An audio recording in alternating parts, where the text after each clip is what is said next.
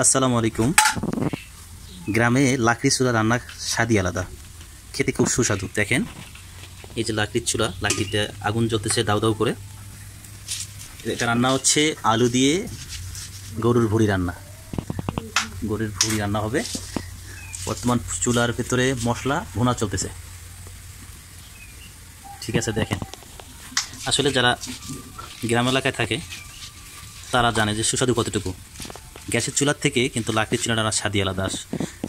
Soybean তেলের থেকে সরিষার তেলের রান্না খুব সুস্বাদু। তো এই ভুঁড়িটা রান্না হবে সরিষার তেল দিয়ে, নট সয়াবিন তেল। সয়াবিন তেলের রান্না আসলে আমি খাই না, পছন্দ করি না। সবসময় সরিষার তেলের রান্না খাওয়ার চেষ্টা করি। এটা একটা বাপ দাদার ঐতিহ্য, আমার বাপ মা এই সরিষার তেল দিয়ে খাইতো।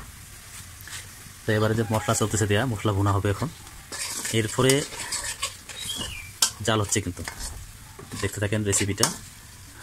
এটা হচ্ছে শিলপাটায় পাঠা মশলা, এটা ব্লেন্ডার না। এটা হচ্ছে যারা গ্রাম এলাকায় থাকে তারা জানে যে শিলপাটাটা কী। শিলপাটায়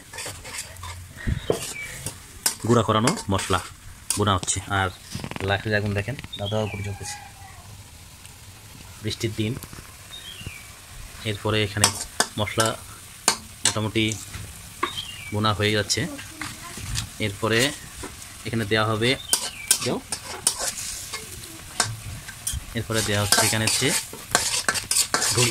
ভুঁড়ি। আগে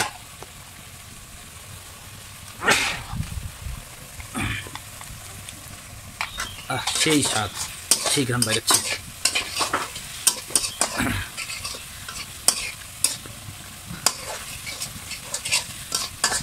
মশলা বোনা চলতেছে। এরপরে দেওয়া হবে লবণ, মরিচ, পেঁয়াজ, আদা, হলুদ সব কিছু দেওয়া হয়ে গেছে। মশলাটা বোনা শেষ। এবারে ভুঁড়ি দেওয়া হবে। ভুঁড়িটা দেওয়া, এই তো দেখেন ভুঁড়িটা আগের থেকে ইয়ে করা ছিল, প্রস্তুতি করা ছিল, তাই এখন ভুঁড়িটা দেওয়া হলো। এরকম করে ভুনা চলবে। ভুনার পর এরপরে লাস্টে আলু দিতে হবে। আলু দিয়ে সুন্দর করে রান্না করলে, ঝোল করলে সেই সুস্বাদু হবে।